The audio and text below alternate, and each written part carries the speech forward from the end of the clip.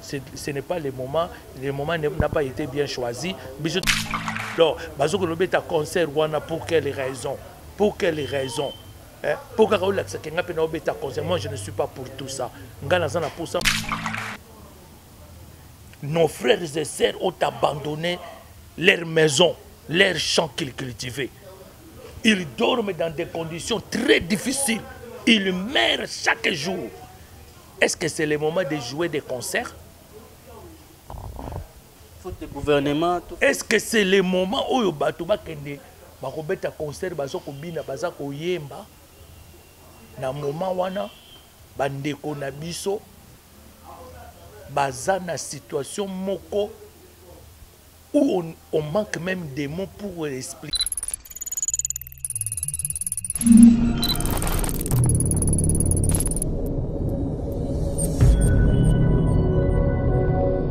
Merveille na batutu balandaka biso na Congo Bisengo, merci na maman Chantal Alphonsine, merci na batutu vraiment ba consolidation na Kobo Sanate babi Pablo Kin, les grands déclarants motoa sponsor ya kati émission na biso, merci na sénateur Nzambe Pipi de Lyon, Bogota la biso na kati Angola, batu nyonso ba soutenir ke biso ebandeli ya ne tilelo tokomi na suka ya mula ya otosili sambula oyo tobandaki na batu nyonso o ba consomaki biso ba bonné na biso, merci na l'un de BCBG, merci na Guilherme Kendi na lobaka équipe Nzambe a pour la kate, merci na batu tout cap pour platini minga bolamu le kaka kebele pour bolamu so eza Nzambe ezalaka bien. Merci. L'autre solana docteur wapi toto solana et par rapport ya mingi to simba vraiment mingi makamazambe a to simba mais to solane makampo eza ebele ozoleka na kati ya mboka na biso na ozoleka na monde na ozoleka na kati ya musique docteur wapi to bato tala yo malgré na mboka la na mboka na chaîne ya madame Soleil on a c'est la première fois que na chaîne na biso bato ba yebiote oko ebisa bango ni obalolanda. Merci merci Mingi mon frère pour votre question. Nako pesana nous merci mingi na HM créateur et maître de l'univers, maître des temps et des circonstances. Oya sali ke tokoka okuta na poto réaliser émission oyo dans le seul but ya ko aider peuple congolais oyaza na kati ya mboka na oyaza na diaspora. Pena ko pesa merci mingi na ba téléspectateurs nyonso tout oyo bakolanda émission oyo. O ba yebiote au première fois pour la chaîne c'est la première fois les cas. Passage nous a ba musu ba yebiote docteur wapito za nani docteur wapito sala kani. Ngana zali grand disciple, grand disciple, prêtre vénérable prêtre de la news christique. Oyo nazo kamba oyo nazako tangisa pe ko préparer ba élu pour ce grand retour dans la maison du Père. Et ça c'est mon rôle et cette mission oyo pesa melinga oyo nazako sala depuis 2011 jusqu'à son achèvement étant on a aussi sa mission yango.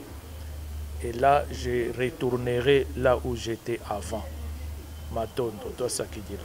Merci. Baota la biso, baoki oyo fungoli olobi oza disciple moko ya HM o Nzambe atindio, mais ba religieux ezebele to batoza ba kimbangriste, toza ba budi ya Congo, toza ba nini, yo religion ezani simba mina base nini. Tant ozo la biso ki religion, religion ni.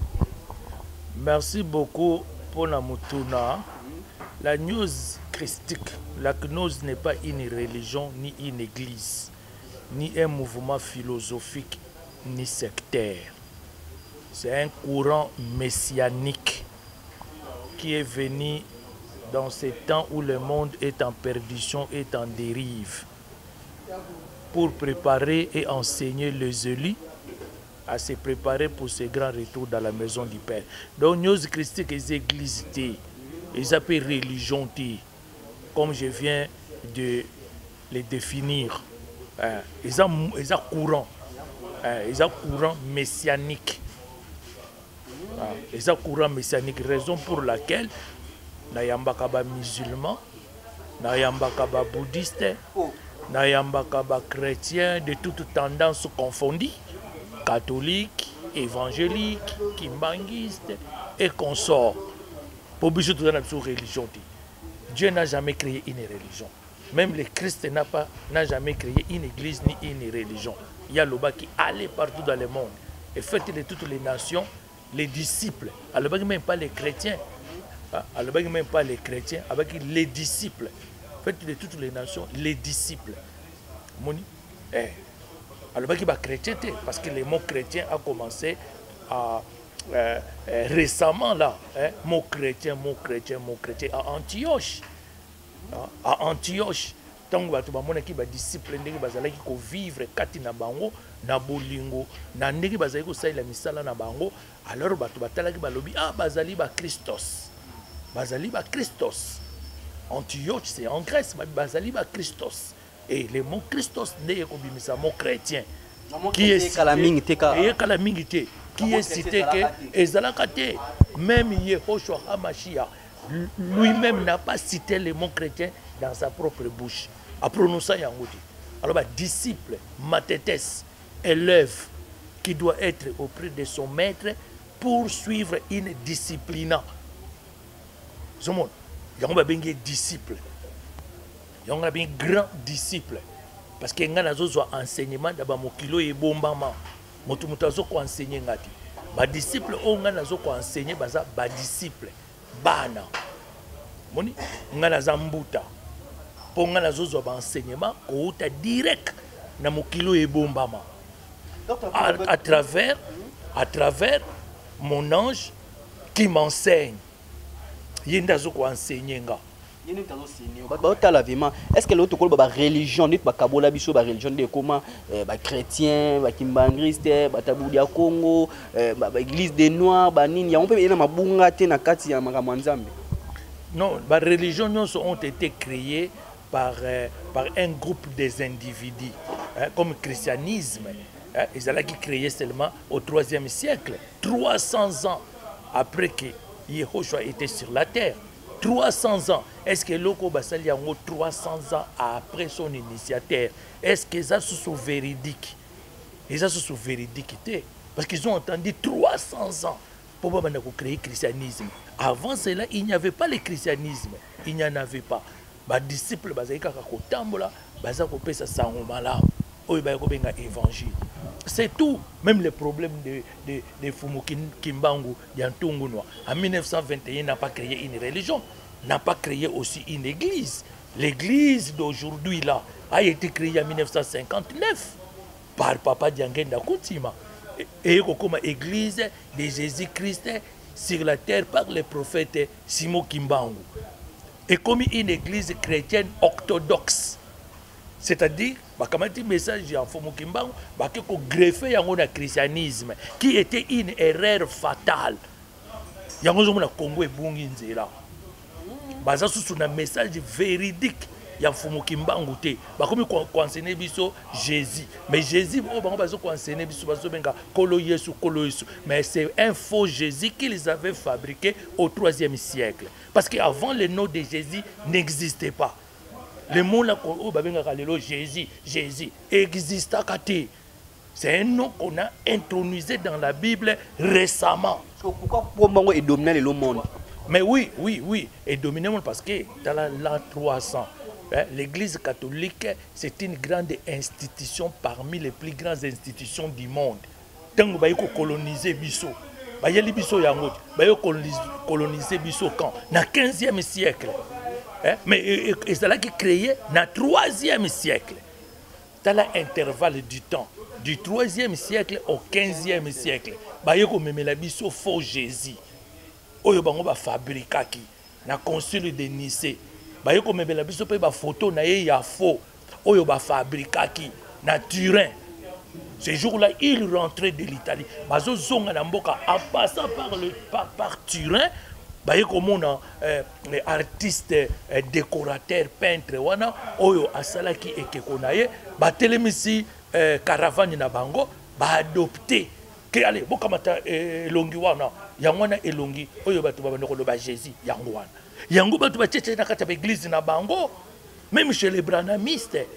Un jour, je les ai posé la question. Oui, les frères Branham étaient américains, un homme blanc. Et l'autre que vous avez placé à ses côtés, qui est-il?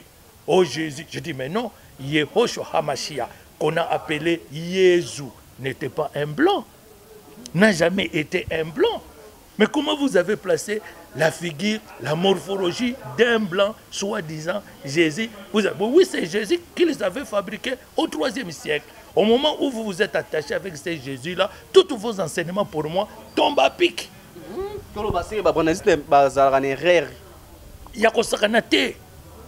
Yakosakanate, mon frère. Il tombe à pic. Et j'ai posé cette question-là au pasteur Branham, c'est qui était à côté là? J'ai dit, mais non, Yehoshua HaMashiach, même les Hébreux n'étaient pas des blancs, n'avaient pas des yeux blonds, cheveux blonds et yeux bleus. Non, ils étaient des noirs.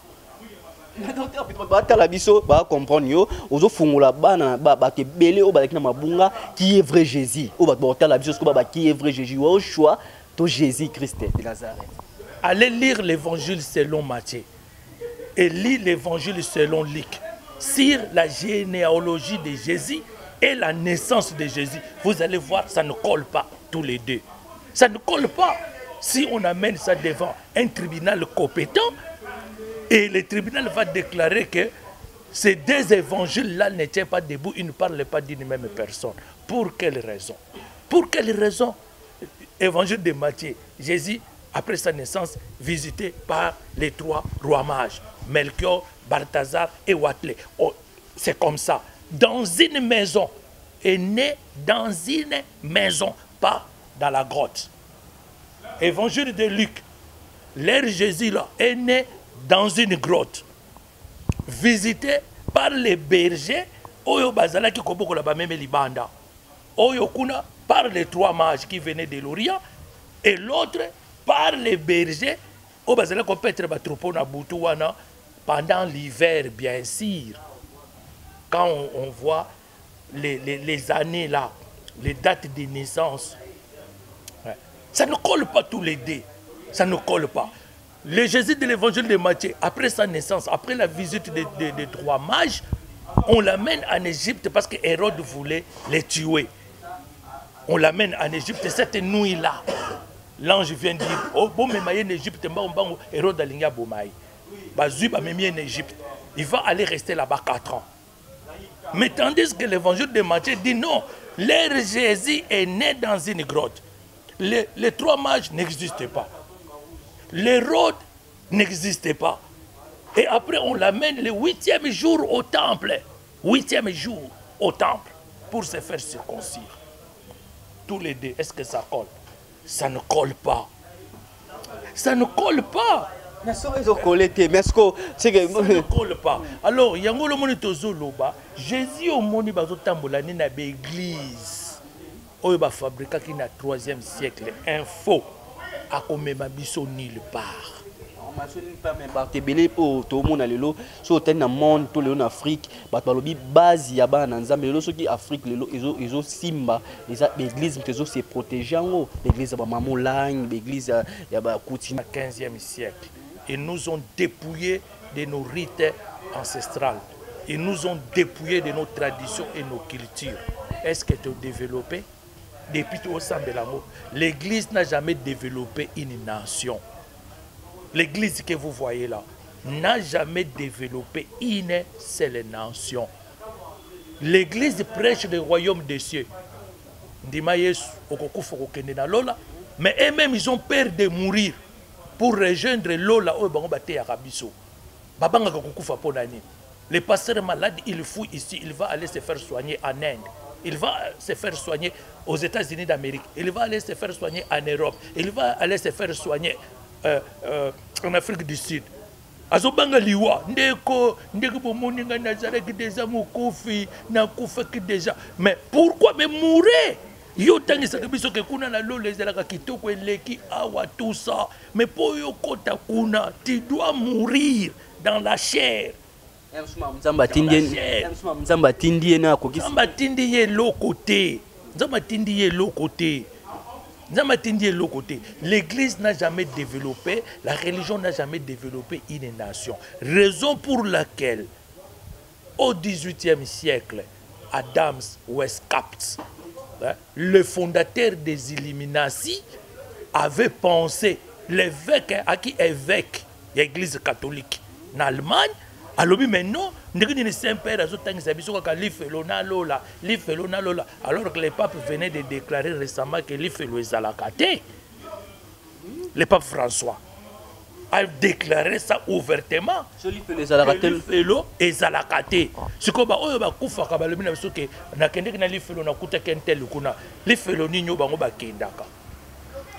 tu vois, Adam Weishaupt aiko krabité, il faut batamaye les nyo soto sangana to luka ndenge nini tokoki ko développer mokili scientifiquement en 1877 si ma mémoire est bonne. Abani ko sangisa batamayele, le Saint-Père à Rome s'est fâché contre lui. Babani ko lukisa bango. Bango bakomi ko bomba ti bayaka ko kima bakene États-Unis d'Amérique, yango mona que États-Unis d'Amérique comme très puissant. Batu ya mayele dans na ba domaine nyonso confondi. Bango nde ba développer kamboka. Ce côté les continents les plus christianisés, c'est l'Amérique latine. Ce côté l'Amérique latine, pauvreté, misère ya ko sakanate. Batu bazaka na kati l'église. Ba pasteur bazobota ma mikolo nyonso. Continent le plus christianisé, l'Afrique. Oye na kati Afrique, pauvreté ya ko sakanate. Les églises se naissent chaque jour, les pasteurs se naissent chaque jour, soi-disant que je suis envoyé par Dieu. Quel Dieu? Soi-disant. Soi-disant. Parce que les ali problème, il y a misère. Quand vous voyez dans une nation, il y a la multiplicité des églises et des hommes de Dieu, soi-disant, ça montre que cette nation-là a sombré dans la misère sa précédente. C'est ça, c'est ça. Mais bien moko ba journaliste botala ka bozala na ba analyse moko objective. Botala to kende Afrique to suka kaka na Congo. Il y a combien des églises ici à Kinshasa? Est-ce que ce que yo na Kinshasa on peut sentir plein que zamboka ba basambela? Rien. Allez dans la rue, allez vous promener dans la rue. On peut comprendre que ce peuple a un problème de l'éducation et de l'instruction. L'éducation mentale, l'éducation civique et l'éducation spirituelle. Instruction mentale, instruction civique et instruction spirituelle. On remarque Yango. On remarque Yango. Donc toutes ces trois choses-là sont tombées, le peuple a commis plus bas qu'un animal. Et ça devient difficile même aux gouvernants de gouverner un tel peuple. Lobina banaki koleka la bitala aye ko boka sac et tonda sac ya poubelle et tonda bilo na kati aboki on a kati ya niveau gouvernement. Non, non, quand le peuple n'a pas été bien instruit, alors ça donne un problème maintenant aux gouvernants de gouverner un tel peuple. Je m'explique. Gouvernement il y a le bibo tonga ba caniveau, batongi ba caniveau. La personne qui, la compagnie qui construit ces caniveaux-là, va tenir compte de la psychologie à peuple. Mais non, il fallait tenir compte de la psychologie de ce peuple qui va utiliser ces caniveaux. Selon moi, il devait mettre des blocs de béton pour couvrir ces caniveaux. Des blocs de béton qui ne seront pas condamnés. À chaque problème, ils viendront, les blocs, ranger ces blocs. Mais regardez la faute. Ils ont fait des caniveaux, ils ont laissé les caniveaux vides sans protection. Un peuple qui n'a pas été bien instruit, bien éduqué civiquement, mentalement et spirituellement, il prend un sac rempli de poubelles, il vient consciemment jeter ça sur les caniveaux. Mais Moussa Lanzambe faut à l'instruité. Na mona mutauti na kati l'église magaza kitambo abimi na poubelle nae sac ne ba inondis aye ko bwaka ngo en pleine rue na butu azongi na kati l'église akangi porte. Alors j'ai dit si l'église aussi se comporte de la sorte, alors ce peuple a un problème. A un problème. Merci docteur Wapito Watebe Baotala biso to kenena nous lora to kepe ma église yango to meka ko toucher moi ko to ba ke belé ba zotala biso le to zo mon église comme on liloba o ya apôtre Paul et Dominique to mon lelo tous les musiciens o ya Congo soka be nga beta na martyr il faut s'attacher naï. Pourquoi zo s'attacher naï? Po ba yebani ba lokaka ensemble. Ko yeba na ndenge ya Nzambe to ko yeba na ndenge ya Nzambe te. Un vrai homme de Dieu ne peut pas autoriser ce genre de concert. Mon père, mon frère, toujours koufisa des milliers de gens à l'Est. Car 7 mois, une partie de notre terre est occupée. Nos frères et sœurs ont abandonné leurs maisons, leurs champs qu'ils cultivaient. Ils dorment dans des conditions très difficiles. Ils meurent chaque jour. Est-ce que c'est le moment de jouer des concerts? Gouvernement. Est-ce que c'est le moment où bato bakende bakobeta concert bazo kobina baza koyemba na moment wana bandeko na biso baza na situation moko où on manque même des mots pour expliquer cela. Ba concert ba beta mbongo ba kotindela batindi mbongo wapi? Batindi mbongo wapi? Yo monaki mon frère botika biloko wana botika biloko pamba wana so ba pesi yo 1 million yo zui 50 000 oyo koche sa pompe na masina bafungoli mai bazui photo bazungiseli mindele botala na kotisaki mai na masina mais yo 1 million ono zoko kosomba kar moko de lix oye nango awo bando dondo nango alors que tu as escroqué l'homme blanc. Yango bino bozolo ba yango wana. Yango ko aider batunde yango wana. Ah bon ba concert ba obeta ba livrer concert. Mon frère, na ba nomo na mutu mwindo wa mutu mabe, surtout l'homme congolais. J'ai déjà expliqué ça na ba disciple na Paris. La chute d'Adam. Tango Adam a longo na 3e siècle azo chita koyela ki wapi. Je commence à comprendre l'homme congolais, l'homme bantou, l'homme noir. Tous les makambo banda awana Congo na biso. Tous les makambozo mon banda na Congo na biso. Même Adam quand a wuti na likolo a parasité nenga bebisa ki wana. Akoyela ki wapi? Akoyela ki na mboka na biso Congo. O bazo benga lelo Congo. Avant et bané ko benga ma Congo te. Mais est-ce que la stratégie ni question ba to limboli biso bete bat ba tela biso eza na stratégie ni auto mona ke wenge mubimba bimba ke kuna ufali pupa o bato benga aza sommet aza nini ake kulukae to moni rite watana be toujours photo nae to lobby ba lokaka esika moko sokaza véritable homme de Dieu ayangana to sala débat contradictoire en matière biblique. Pétrole. D'ailleurs, le gouvernement allait chercher à savoir quel est le produit chimique qui est sur le pétrole. Pétrole n'est pas le pétrole. Et il y a un produit chimique. Est-ce que ce produit chimique-là est compatible à la santé d'un être humain qui va commencer? Il y a comme Melayango, mais personne ne fait les études. Hein. Un individu qui se présente comme ça, qui commence à faire boire les gens et le pétrole, on la laisse. On la laisse. On la laisse, mon frère, on la laisse dans des pays développés, dignes de ce nom. Les chercheurs allaient faire des recherches pour savoir est-ce que dans le pétrole, il y a des produits chimiques? Oui. Est-ce que ces produits chimiques-là sont nocifs à la santé humaine? Si c'est oui, la personne qui fait boire ces produits chimiques-là doit être arrêtée et jugée. Il a guéri qui? Kende un hôpital général de référence, Batonda Nikuna, a guérir Bango. Il a déjà présenté les gens qui sont guéris chez les médecins scientifiques pour que ces médecins-là puissent prouver que oui, cette personne-là, nous l'avions examinée. Par exemple, elle était sidatique depuis autant d'années. Depuis qu'il est allé dans cette église, soi-disant, l'église Yabana ya Satana, l'église Méphistophélike, l'église de Simon le magicien, soi-disant il a été guéri. Banane va prouver yango. Les médecins scientifiques, avec des attestations médicaux légales confirmant que cette personne souffrait de telle maladie, maintenant il est guéri. Il est guéri comment? Il est guéri parce qu'il a suivi une séance de prière chez une telle personne. C'est ça qui s'est fait, non? Comment beno mutokoyo naza guéri? Qui a prouvé ça?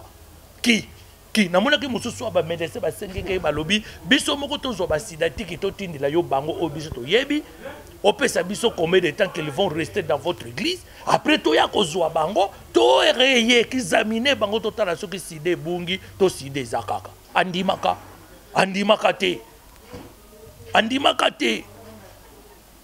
d'abord c'était vraiment casque na professeur andimaka te. Est-ce que vous comprenez mon frère? Tous à la 21e siècle, tous à la lokola indigène, lokola pikime bazana zambate. Même les pikime des fois, ils raisonnent plus que nous qui sont soi-disant développés. Soi-disant développés. Nous remettons tout l'exemple moko. Obitango e balembonga zubiki sabato. Président Mobutu azui ba élément na ye bazalaki na Suisse, na sida. Belema na ye oya sécurité ya tout ça atindaka bango kuna j'étais là présent à lobby soki ye penda zo bikisa batu ponga na ndima ye abikisa ba maladi oyo bake balongola bango na Suisse baye na bango na Mbinza bavandisi bango na kata lupango les années 83 babika ite parce que na pouvoir ko bikisa bango na sida te. Mais le président Mobutu azalaki très sage. Très sage. Abi poto ndimaye, nandimaye, po ayeba kiye, azalaki conseiller diplomatique, azalaki conseiller militaire, azalaki capitaine ya gendarmerie.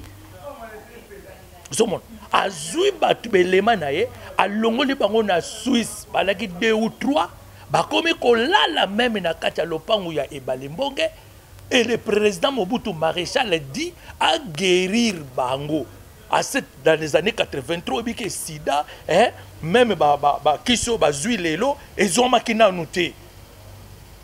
Babi Kakate, et tant que Babi Kakate, maintenant, Maréchal Mobutu a saliné. À Longo, les Sikoyo, confiance n'a pas y Balembonge. C'est ça ce qu'un pays développé doit faire. Ils ont guéri ma maladie. Qui atteste qu'ils sont guéris?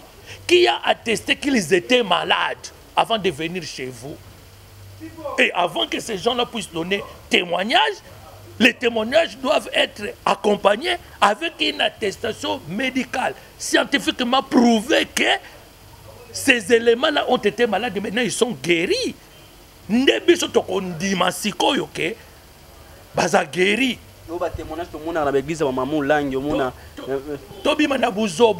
Tobi Manabuzoba, mon frère, Tobi Manabuzoba. Non, mon témoignage. Et là, comme quoi ils ont les malades mentales. Quand tu fais des jeûnes sans manger, ça va créer des problèmes à votre cerveau. Comme paranoïaque.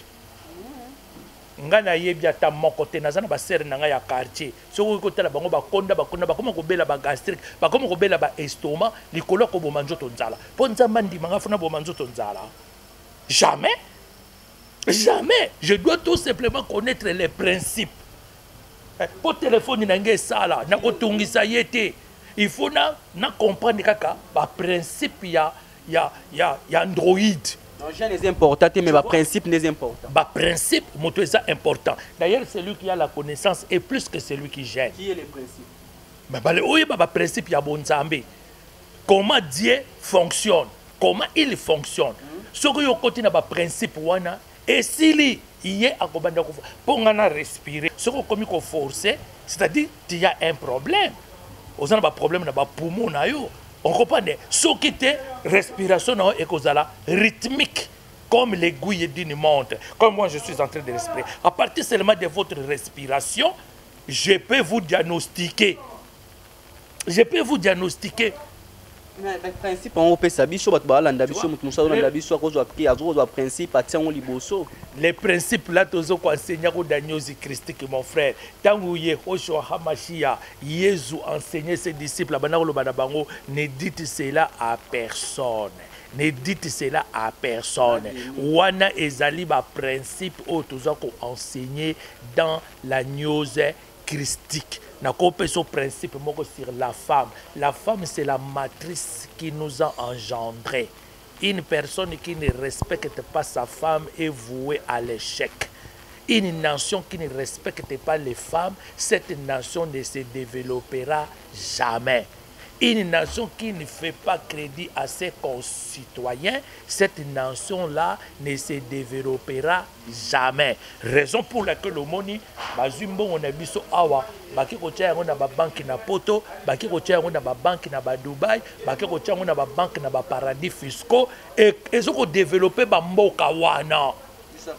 Biso avancement ezate parce que bango bakozwa mbongo na bino wana botiaki bakomi ko defisa ngo bana na bango ba chercheur na bango bakomi ko évoluer ko faire évoluer mboka na bango yango moni Suisse développa Suisse zakana et yakana ba matière mon côté première ce que nini et développer à partir de l'argent là-bas ba mboka lokola ba Luxembourg ba mboka lokola ba Monaco o ezalaki ba paradis fiscaux ba tozo que no bomba ba mboka na bango kuna po ba ko toucher yango te.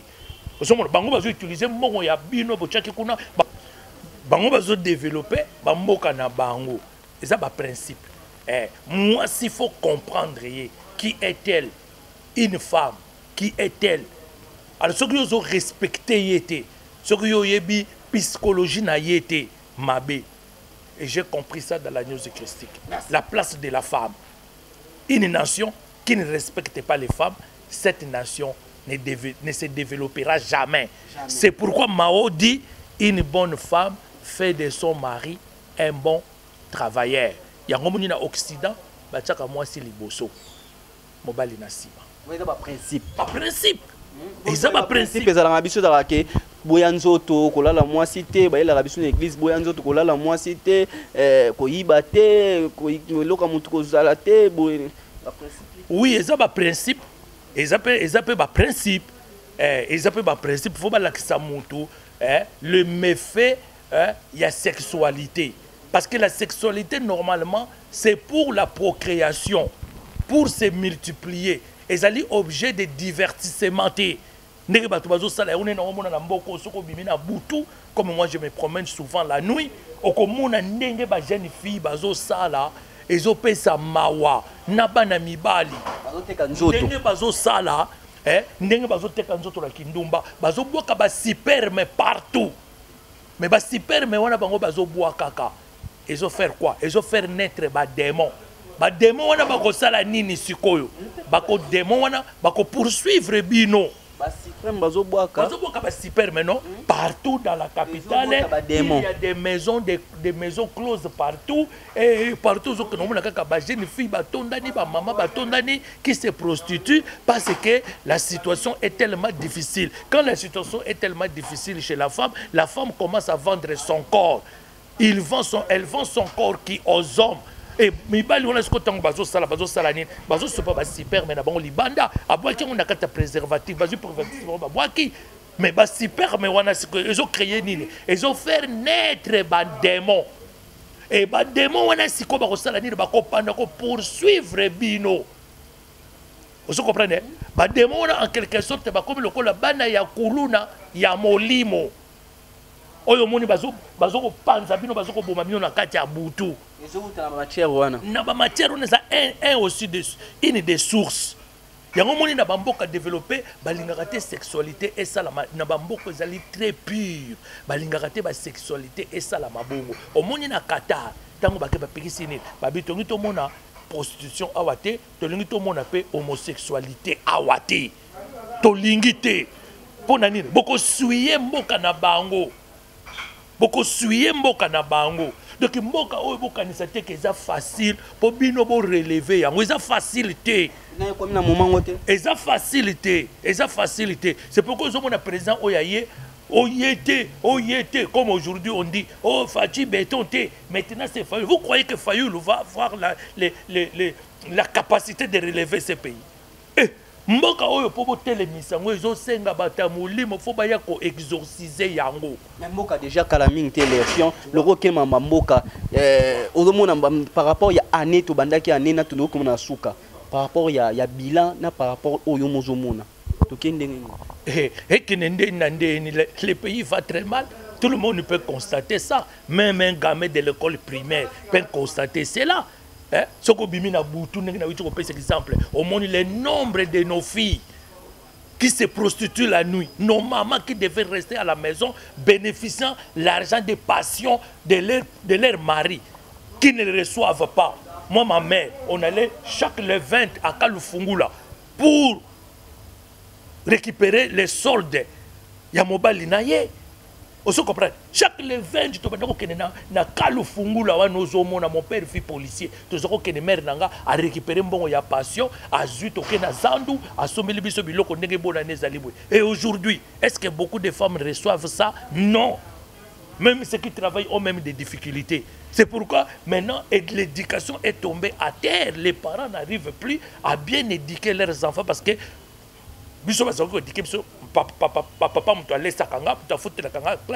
c'est pourquoi quand il prend une décision, moi j'ai peur. Moi a survécu à quel âge? À quel âge?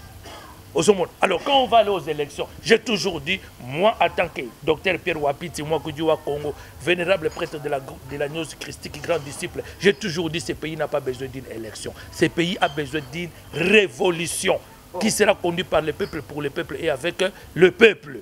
On a la 4e révolution pour maintenant amener la 4e république en place. C'est tout. Mais pas n'importe quel président ou mboka ou même biso na amnion soto ngaki na mboka. 4 yango makamoni ba memi. 5e président ou 4e ou 5e président oui makamoni ba memi. Vous pouvez me citer ça? Papa Etienne Tshisekedi wa Mulumba, Nyunyu wa Mayu wa Mukamba. Que son âme repose en paix. Il disait quoi à Joseph Kabila Kabangi quand il était président? Ce n'est pas parce que vous avez arrangé 3 kilomètres de tronçons de route, vous êtes un bon président et vous avez élevé le Congo. Il disait ça, non? Il disait ça. Parce que Aza Papa Bicho Tobaneki Kolandaye de près, c'est qu'il disait. Alors, comme Joseph Kabila Kabange, ce n'est pas parce que vous avez arrangé 3 kilomètres de tronçons de route, vous êtes un bon président, vous avez relevé le Congo. C'est ça ce que je peux dire aujourd'hui, non? Et ça parce que Bobongisi, Nzela ya Mariano, Ndebino Bobongisi Congo. Mais non. D'ailleurs, c'est votre responsabilité. C'est la responsabilité de nos gouvernants d'arranger les routes pour que Bisso est comme praticable, tout tambola bien, tout qui n'a makambo bien, tout ça la makambo bien.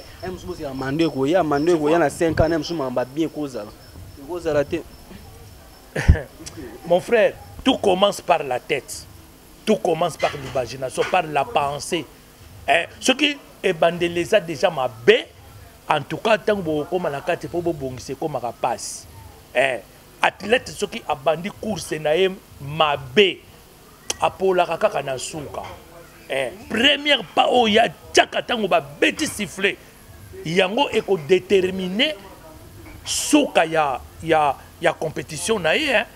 Suka ya compétition naïe. Mais docteur sur le suka compétition naïe, est-ce que ba doit la biso président Fachi poto que na politique te président Fachi muto mema biso na décollation ya mboka te o ndia ko ya ko mema de décollation ya malam au Congo. Moi j'ai parlé d'une femme. J'ai eu la révélation d'une femme. C'est une femme qui va remettre ce pays sur des rails. C'est après le pouvoir sera rendu aux hommes. Parce que les hommes ont échoué depuis l'indépendance, depuis 1960. Ils ont échoué. Ils ont échoué. Depuis 1960, ils ont échoué. Ils n'ont pas relevé ce pays. Le discours de Lumumba du 30 juin 1960, est-ce qu'il a été réalisé? Tout ce discours mère, il y a Emery Patrice Lumumba qui l'avait prononcé le 30 juin 1960 à présence des rois Baudouin de Belgique. Discours fondamental. Le Congo sera comme ça, le Congo sera comme ça, le Congo. Est-ce que ça a été réalisé? Aujourd'hui, nous sommes au XXIe siècle. Rien. Merci. Patbarote la biso docteur puis pour clôturer la biso émission. Mais habite aujourd'hui face mon sous pour continuer émission. Mais le patbarote la biso, le lot comme na tout qui est année mon sous to qui est bilan à mon sous to côté na biso au 2023 tout le monde a osé là que prophète akolobani ni pasteur akolobani to lobake année asika o année anboui o année aboui o année aboui ba nzamba zela baloba na to bazela ni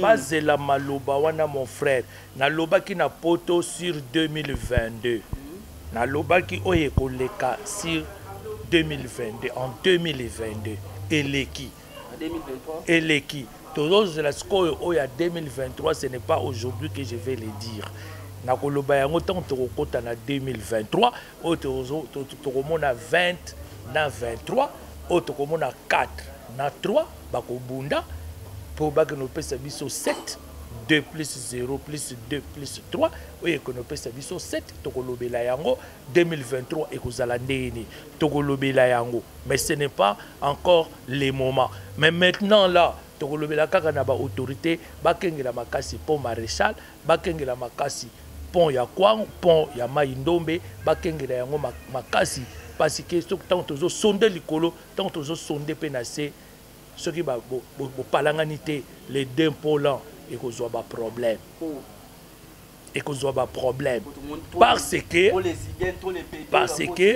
parce que ozomona même likambo ya bangunza bangunza babimi ebele bakomi kokende ko libérer milimo oyo basango bakangaki milimo oyo basango bakangaka bango bakei bakomi kokende ko libérer yango et créer lokola kuluna ya molimo oyo mone ekomi ko créer ba incendie mususu ya minene ezoya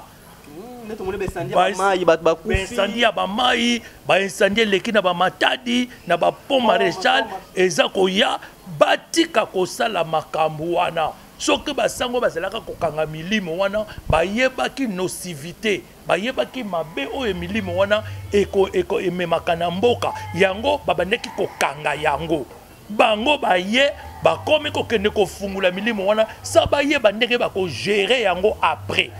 Et c'est le cas pour libérer un prisonnier, un grand criminel qui était emprisonné. Bino boke ko libérer boti qui est en liberté. Alors tant bino boti qui est en liberté. Et là on dit un criminel wana ko salati. Ba dégâts ni na ko salati. Tela siko milimo wana ba dégâts et komi ko sala.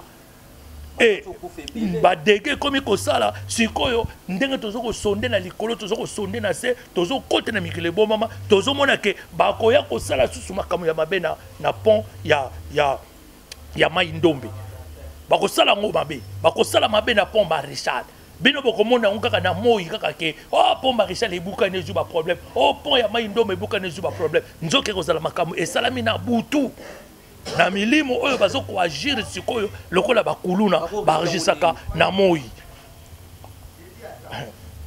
bakonzi bazalaka toujours na baconseiller spirituel digne de ses noms mboka etamwa makaboyite mboka etamwa maka toujours na batu ya molimo oyo batu ya moi ba gouvernance ba basala makambo ba ke kotuna bango mais souvent oyo baza mingi ba impressionnisme ba impressionnisme bakene pemeni na bakonja mboka banini mais eloko moko ya molimo ba yebite tozo tala misala na bango tozomona misala na bango. C'est comme à l'époque de Nathan. Adonijah va aller chercher Abiatar, alors que Abiatar a été déjà rejeté avec sa famille dans les sacerdoces. Maintenant, Adonijah, comme il voulait entrer dans la royauté d'une manière illégale, d'une manière officieuse, à Kekoluka, Banaya Abiatar. Lelo bakonzi, bazoke no koluka ba Abiatar. Bazalia webele na kati ya mboko ba Abiatar. Ba Abiatar, si ba rejeta bango na sacerdoce depuis longtemps. Mais dans ce moment-là, Nathan, le vrai prophète de Dieu, Nathan, avant de nakatanda kunaye, Nathan zotala ndenge Adonijah azoko organiser intronisation naye d'une manière illégale. Nathan. Na ba fait biso to ba Nathan. Tozali ba Nathan mon frère, tozali ba Nathan. Nga mutu na lobby pouvoir ekozoge pa ya baluba mbalo mutu bakozwa pouvoir en 2016 ngai mutu na lobby ke Félix Tshisekedi, il n'était pas encore président, aujourd'hui le président Félix Tshisekedi, béton, j'ai dit que Bakopé ça y est pouvoir pour ce que son père, Papa Tshisekedi, Nyunyu Amayou Mukamba, avait fait. Il y a une récompense, Abimaki président Rassop, Abimaki président Rassop. Après Rassop, il y a comme président IDPS. Après IDPS, il y a comme président Yamboka. C'est moi qui dis ça. En 2016, c'est moi qui dis que Joseph Kabila Kabange doit laisser le pouvoir en 2018. S'il ne laisse pas le pouvoir en 2018, ça va retourner mal contre lui, contre sa famille biologique et contre sa famille politique. 2023. 2018, Joseph Kabila Kabange a compris, il a laissé le pouvoir. Et qui prend le pouvoir? Un Moulouba. Et c'est moi qui ai dit ça.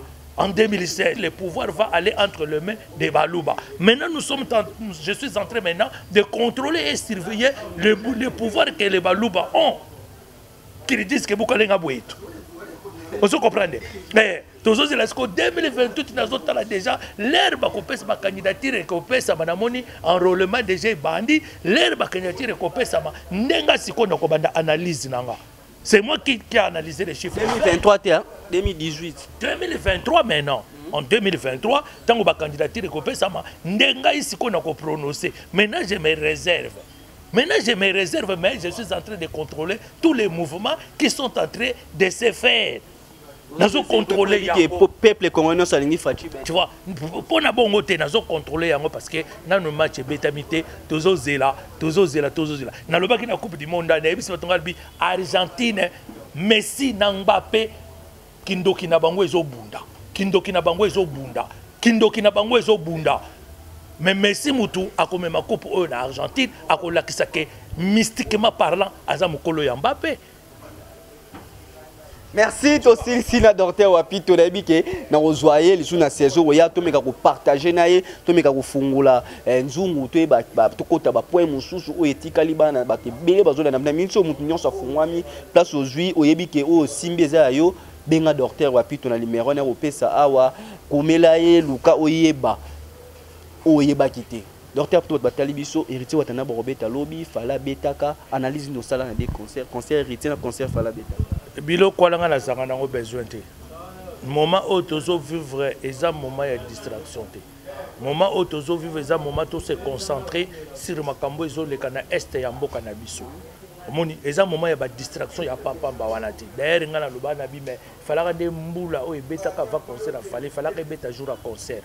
Mboulo yeko beta lobby les 12. Il fallait que mboulo ana e beta lobby dimanche. Omoni il fallait que beta lobby dimanche. Omoni il fallait que beta lobby dimanche. Mais ce n'est pas le moment de distraction, ce n'est pas le moment n'a pas été bien choisi. Biso to fêter ba Noël awa mais bande ko na biso na est. Biso kazaka Congo ezaka Kinshasa, Congo ezaka Kinshasa te. Congo c'est l'ensemble de tous les territoires de la République. Alors, tango coin moko boyeneti na est kuna bazola la te bazole la mikolonyonso, il faut être préoccupé biso, il faut te compatir pe na bapasi na bango, même nos familles qui ont perdu tout Namboula il y a les 12 d'ailleurs moi-même j'ai failli y passer mais nzamba zalaki kakadanga j'ai vécu ça en live donc bazana mawalero yo bamusu ba famille no so ba kufi biloko no se kufi bandako no se kufi tout ça alors bazoko lobeta concert wana pour quelle raison pour que concert moi je ne suis pas pour tout ça ngana zana pour ça mboka o ezala relever tous les quand même Qatar tu vas se concentrer mais avant tout c'est l'éducation. L'éducation, l'instruction est très importante. Quand vous sortez dans la rue, vous allez comprendre que l'éducation de ce peuple est tombée plus bas. Depuis il y a plus de 40 ans. Ce n'est pas le président Félix Tshisekedi qui a fait ça. Non, c'est depuis plus de 40 ans. Plus de 40 ans, l'éducation de ces pays est tombée à pic. Il faut maintenant chercher à relever cela pour que dans l'avenir, tous allons avoir un peuple fantôme. Merci. Merci tous allons avoir un vrai peuple. En tout cas, nous souhaitons joyeux Noël à tous les fils et filles de lumière qui sont partout dans le monde. Joyeux Noël na Julia Palachongo na Suède. Joyeux Noël na Princesse Maria Bondo Mujinga. Joyeux Noël na ba staff na nganyo so bazalaka pembe nanga. Joyeux Noël à tous et à toutes. Merci na Madame Soleil, au vraiment Alexandra Docteur Wapito na pesi au moto kota la biso. Bat na toutes nos questions mon o yelinga siko mo mbango kaka soko répondre biso. Et le soki babi Docteur Wapito Wapesi ndeti ozala ministre ou président. Et lo nini ba o liboso ko kanga na kati mboka na biso. Après des églises, les bars et les bistrots. Soki wana les églises, ba bar na ba bistrot ils ont divertir biso. Après, réglementer la musique. Réglementer la musique et puis favoriser aussi la musique traditionnelle.